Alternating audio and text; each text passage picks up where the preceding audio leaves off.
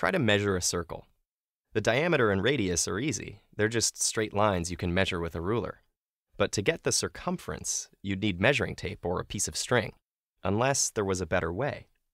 Now, it's obvious that a circle's circumference would get smaller or larger along with its diameter. But the relationship goes further than that. In fact, the ratio between the two, the circumference divided by the diameter, will always be the same number, no matter how big or small the circle gets. Historians aren't sure when or how this number was first discovered, but it's been known in some form for almost 4,000 years. Estimates of it appear in the works of ancient Greek, Babylonian, Chinese, and Indian mathematicians, and it's even believed to have been used in building the Egyptian pyramids. Mathematicians estimated it by inscribing polygons in circles, and by the year 1400, it had been calculated to as far as 10 decimal places. So when did they finally figure out the exact value instead of just estimating? Actually, never. You see, the ratio of a circle's circumference to its diameter is what's known as an irrational number, one that can never be expressed as a ratio of two whole numbers.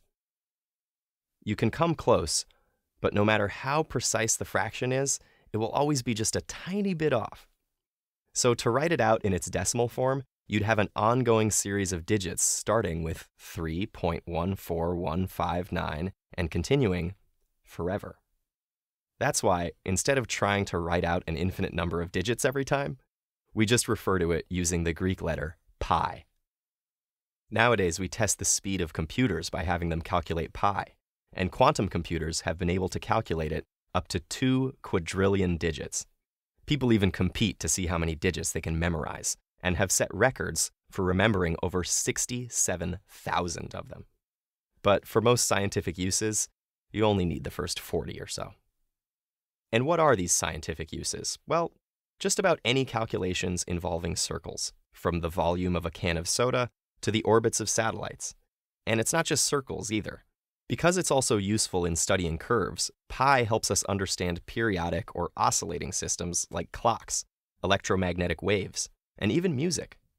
In statistics, pi is used in the equation to calculate the area under a normal distribution curve, which comes in handy for figuring out distributions of standardized test scores, financial models, or margins of error in scientific results. As if that weren't enough, pi is used in particle physics experiments, such as those using the Large Hadron Collider, not only due to its round shape, but more subtly, because of the orbits in which tiny particles move.